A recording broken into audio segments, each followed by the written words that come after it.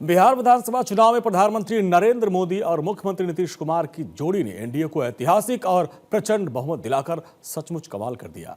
विकास और सुशासन के वादों पर मुहर लगाते हुए जनता ने एनडीए को दोबारा सत्ता सौंप दी। हालांकि शानदार जीत के बाद अब सबसे बड़ा सवाल यह है कि बिहार का अगला मुख्यमंत्री कौन होगा। अब इसको लेकर कवायद भी तेज हो गई। दिल्ली और पटना के बीच बैठकों का दौर जारी है। हालांकि बताया जा रहा है कि सीएम पद को लेकर नीतीश कुमार के अलावा कोई दौड़ में नहीं है।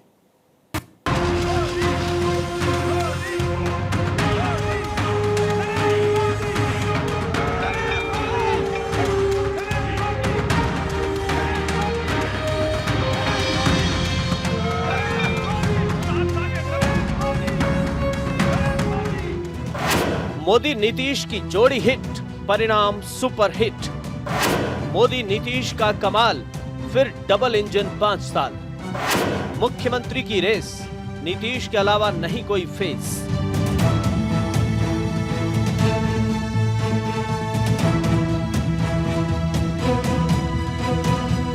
बिहार विधानसभा चुनाव में एनडीए ने ऐतिहासिक और प्रचंड जीत हासिल कर एक बार फिर प्रदेश की सत्ता पर अपना कब्जा जमा लिया है। ये जनादेश न सिर्फ गठबंधन की एकजुटता और सुशासन के वादों पर जनता के विश्वास को दर्शाता है, बल्कि एक साफ संकेत देता है कि बिहार ने विकास और स्थिरता को चुना है।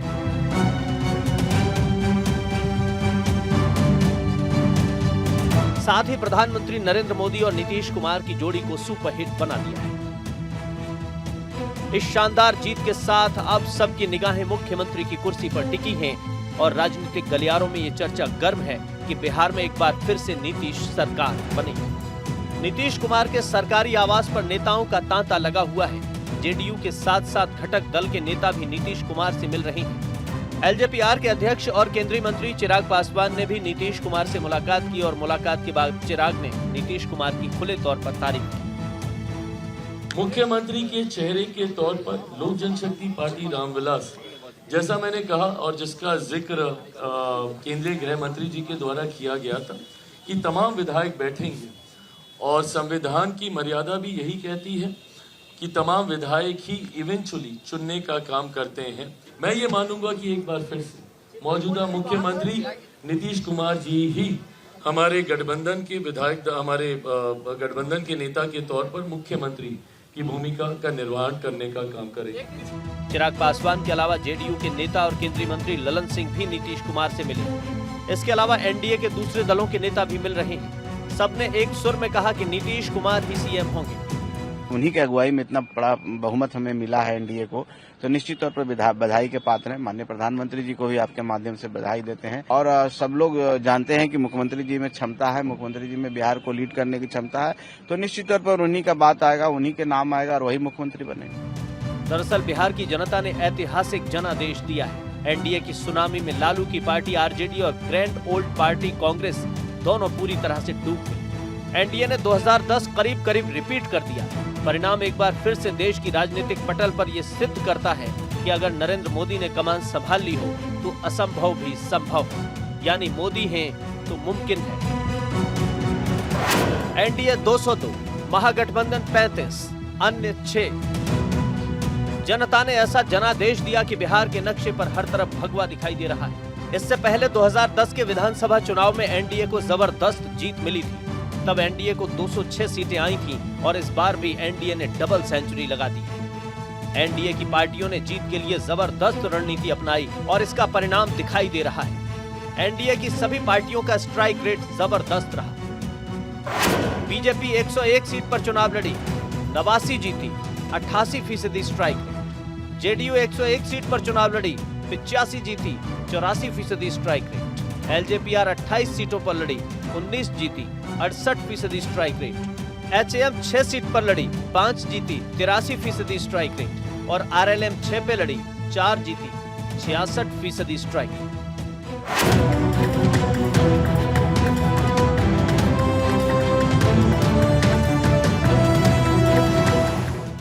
चुनाव परिणाम पर नजर डालें तो एनडीए को सभी जाति और धर्म के लोगों का वोट मिला।